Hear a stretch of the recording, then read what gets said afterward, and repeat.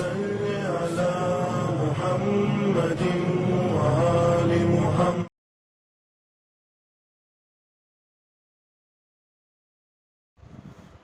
السلام علیکم ورحمۃ اللہ وبرکاتہ. بسم اللہ الرحمن الرحیم. ناظرین محترم ڈیئر ویورز، انشاءاللہ امید ہے کہ آپ سب بخیر ہوں گے. آج مثالی خواتین میں اس خاتون کا ذکر کرنا ہے جس کے لیے خداوند عالم نے بہت احترام و عزت کے ساتھ ان کے ارکان کو خداوند عالم نے ہر حاجیوں پر واجب قرار دیا ہے، جیسے صفا مروہ میں سعی کرنا ہو یا خانہ کعبہ کی طواف کرنا. بہرحال عزیزوں، آپ سمجھ چکے ہوں کہ میں جس خاتون کا نام لینا جا رہی ہوں اس مثالی خواتین میں، اس خاتون کا نام بی بی ہاجرہ سلام اللہ علیہا ہے، جو حضرت ابراہیم علیہ السلام کی دوسری زوجہ بنی تھی. اور وہ بننے کی وجہ یہ تھی کہ 70 سال ہو گئے تھے اور حضرت ابراہیم علیہ السلام کو اولاد نہیں ہوئی تھی.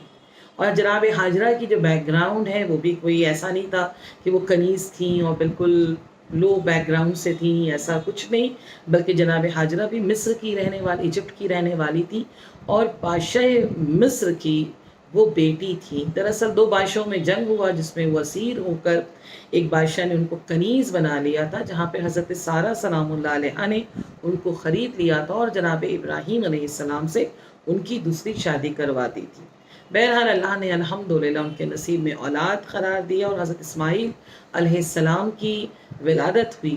اور اس کے بعد صنف نسوہ یعنی جب غالب ہو گیا اور 2 خواتین جب ایک ساتھ رہنے لگیں تو وہ رہ نہیں پائے تھی، تو خداوند عالم کا حکم ہوا کہ حضرت ابراہیم علیہ السلام کو کہ آپ اس جگہ پر جس کو خداوند عالم قرآن مجید میں کہتا ہے غیر زرسا یعنی بیابان، کچھ بھی نہیں، جہاں پر ذرا سا بھی فارمنگ ہوئی نہیں ہے، ذرا سا بھی کھیتی کسانی ہوئی نہیں ہے، ایک بالکل پلین زمین تھی، جہاں پر لا کر ان کو حکم ہوا حضرت ابراہیم علیہ السلام کو کہ اپنے بچے کے ساتھ حضرت اسماعیل کے ساتھ ان کو لا کر اس زمین پر چھوڑ دیں.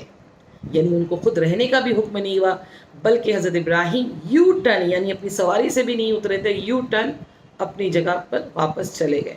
حضرت ہاجرہ سلام اللہ علیہا جو آج الحمدللہ حاجی ہم سب جاتے ہیں وہاں پر مکے کی سرزمین میں، جس وقت جہاں پر خانہ کعبہ بھی موجود نہیں تھا، صرف بنیاد رکھا تھا حضرت آدم علیہ السلام نے. بہرحال حضرت ہاجرہ وہاں پر رہنے لگی اپنے بچے کے ساتھ. اور اس کے بعد کچھ دیر بعد کہیں یا کچھ دن کے بعد کہیں کہ حضرت اسماعیل علیہ السلام کو پیاس کا احساس ہوا، کیونکہ گرمی اتنی شدید تھی عزیزوں.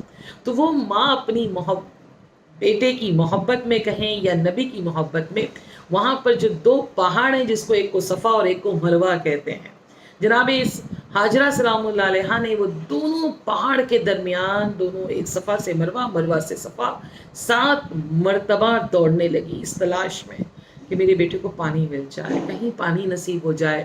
مگر جب حضرت اسماعیل علیہ السلام جب اپنے پیر کو، ایڑیوں کو رگڑنے لگے تو وہاں سے پانی ظاہر ہوا جسے ہم اور آپ کہتے ہیں آب زمزم. اور وہ پانی جب وہاں پر ملا اور ان کو سیراب کیا اور اس کے بعد وہاں پر وہ رہنے لگی، کیونکہ خداوند عالم کا حکم تھا. انہوں نے اس حکم کو بالکل بجا لائیں، ذرا سے بھی اف سے آہ نہیں کیا. ہم انسان تو ذرا سے میں تھک جاتے ہیں، ذرا سے میں ہم اپنے آپ کو گیو اپ کر دیتے ہیں یہ کہتے ہوئے پروردگارہ ہم سے کہاں ہو سکتا ہے، جبکہ خداوند عالم ہمارا خالق ہے. اگر اس نے ہمیں خلق کیا ہے، اس نے ہمیں بنایا ہے، then he knows for us best. اگر اس کو پتا ہے ہمارے پاس کیپیبلٹی 50 kg لفٹ اپ کرنے کی کیپیبلٹی ہے تو وہ ہم سے 40 کروائے گا، وہ ہم سے 30 کروائے گا، ہم سے 51 وہ نہیں کروائے گا. وہ اتنا ہمیں دوست رکھتا ہے. پر ہم انسان ذرا سے میں گھبرا جاتے ہیں، پینک ہو جاتے ہیں. ہم سے کیوں امتحان لیا جا رہا ہے؟ ہم کیوں ہیں اس دنیا میں؟ کیا ہم ہی ہیں جو ہم سے امتحان لیا جا سکے؟ ہمارے پاس بہت سی ایسی مثالیں ہیں وہ خواتین کی جنہوں نے امتحان دیا، اور جب امتحان دیا اور خداوند عالم نے جب ان کو اجر دیا ہے تو بہت بہترین اجر دلا.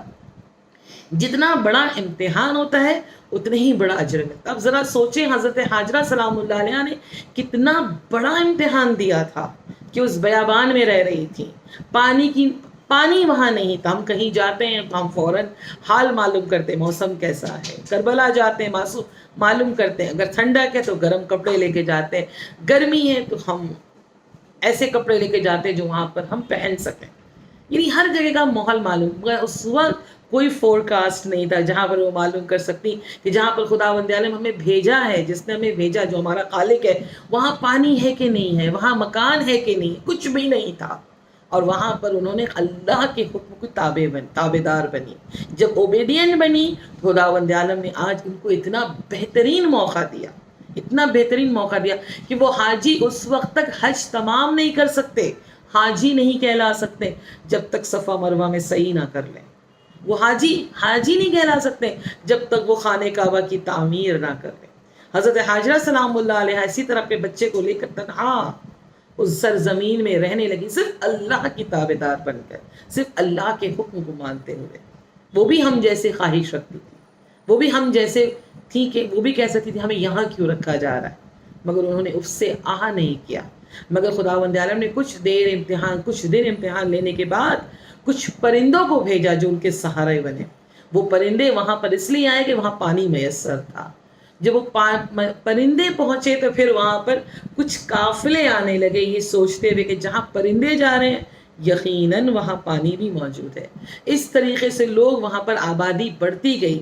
پھر حضرت ابراہیم علیہ السلام کو کچھ سال کے بعد حکم ہوا کہ آپ حضرت حاجرہ کی طرف واپس جائیں۔ پھر حضرت ابراہیم علیہ السلام آئے اور دونوں باپ بیٹوں نے مل کر اللہ کی حکم سے ایک اینٹے پر دوسرے اینٹیں رکھ کر خانہ کعبہ کی تعمیر کی، یعنی اللہ کا پہلا گھر، اس دنیا کا پہلا مکان، بیچ میں مکان، خانہ کعبہ کی تعمیر کی گئی، جس میں سپورٹ جس نے کیا تھا، جو بیک بون بن کر تھی اس مکان کو بنوانے کے لیے، جس کا نام تھا جناب حاجرہ سلام اللہ علیہ۔ کہہ سکتی تھی بھئی اللہ کا گھر ہے، کہ اللہ نے ہمیں پہلے کیوں نہیں مکان دیا؟ اور جب وہ مکان بن گیا تو وہاں کے ارد گرد لوگوں نے سوچا کہ بھائی اس طریقے سے مکان بنایا جاتا ہے، اس طرح سے گھر بنایا جاتا ہے، تو ان لوگوں نے بھی گھر بنانا اسی طرح شروع کر دیا۔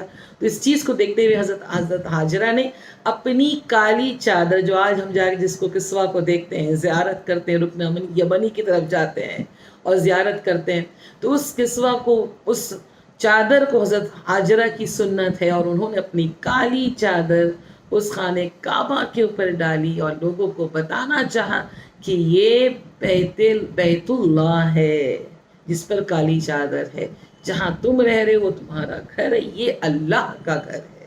اور الحمدللہ اس طرح سے آبادی بڑھتی گئی اور لوگ اس طریقے سے آتے گئے، اور اسی طرح رفتہ رفتہ دن گزرتا گیا، اور پھر جناب حاجرہ سلام اللہ علیہ کا وہیں انتقال ہوا۔ اور جو ہم جب جاتے ہیں خانہ کعبہ کی زیارت کے لیے، جو جہاں پر حجر اسود ہے اس سے بالکل پہلے، یعنی جہاں سے ہمارا طواف شروع ہوتا ہے، آپ نے دیکھا ہوگا، یعنی جہاں پر ہمارا طواف اینڈ ہوتا ہے وہاں پر یو جیسا شیپ میں کچھ چیزیں مارک کی ہوئی ہے، وہ دراصل جو ہم خانہ کعبہ کی طواف کے اندر میں ہوتا ہے۔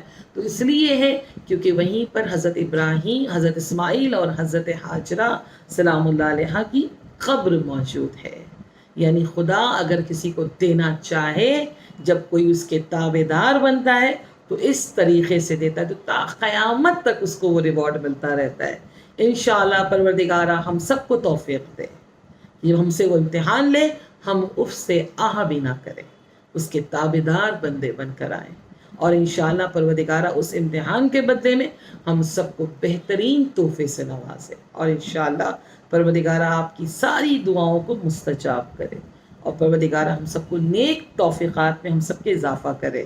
انشاءاللہ دعا کی آپ سب سے بھی گزارش ہے، اور ہمیشہ یاد رکھیں انشاءاللہ عبادت بر وقت کریں، اہل بیت علیہ السلام سے محبت ہر وقت کریں، اور ان کے دشمن سے نفرت ہمیشہ کریں۔ والسلام علیکم ورحمۃ اللہ وبرکاتہ۔